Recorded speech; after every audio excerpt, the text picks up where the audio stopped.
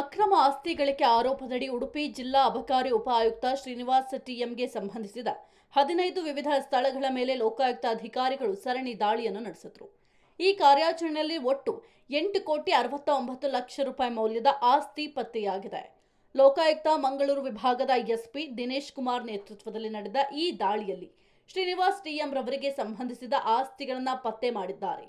ಸ್ಥಿರ ಆಸ್ತಿಗಳು ಒಟ್ಟು 6,90,64,716 ರೂಪಾಯಿದಲ್ಲಿ ವಿವಿಧೆಡೆ 11 ನಿವೇಶನಗಳು ಕೂಡ ಇದೆ. 6 ಸುಸಜ್ಜಿತ ವಾಸದ ಮನೆಗಳು ಕೂಡ ಇದೆ. 31 ಎಕರೆ ಕೃಷಿ ಭೂಮಿ ಇದೆ ಅಂತ ಹೇಳಲಾಗಿದೆ. ಒಟ್ಟು ಚರಾಸ್ತಿಗಳು 2,66,90,01 ರೂಪಾಯಿ. ಇದರಲ್ಲಿ 3,95,941 ಹಣ, 1.47 ಕೋಟಿ ರೂಪಾಯಿ ಮೌಲ್ಯದ ಚಿನ್ನದ ಆಭರಣಗಳು, 17 ಲಕ್ಷ ರೂಪಾಯಿ ಬೆಲೆ ಬಾಳುವ ಕಾರುಗಳು, 25.75 ಲಕ್ಷ ರೂಪಾಯಿ ನಗದು ಠೇವಣಿ, 72.68 ಲಕ್ಷ ರೂಪಾಯಿ ಮೌಲ್ಯದ ಬೆಲೆ ಬಾಳುವ ಗೃಹೋಪಯೋಗಿ ವಸ್ತುಗಳು ಪತ್ತೆಯಾಗಿದೆ. ಅಧಿಕಾರಿ ಶ್ರೀನಿವಾಸ್ ಅವರು ತಮ್ಮ ಆದಾಯದ ಮೂಲಕ್ಕಿಂತಲೂ ಹೆಚ್ಚಿನ ಆಸ್ತಿ ಹೊಂದಿದ್ದಾರೆ ಎಂಬ ಖಚಿತ ಮಾಹಿತಿಯ ಮೇರೆಗೆ ಲೋಕಾಯುಕ್ತ ಪೊಲೀಸರು ಈ ದಾಳಿಯನ್ನು ನಡೆಸಿದ್ದಾರೆ.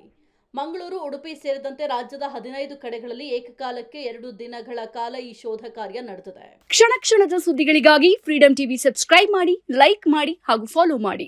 ಹೊಸ ಸುದ್ದಿಗಳ ನೋಟಿಫಿಕೇಶನ್ಗಾಗಿ ಬೆಲ್ ಐಕಾನ್ ಮೇಲೆ ಕ್ಲಿಕ್ ಮಾಡಿ.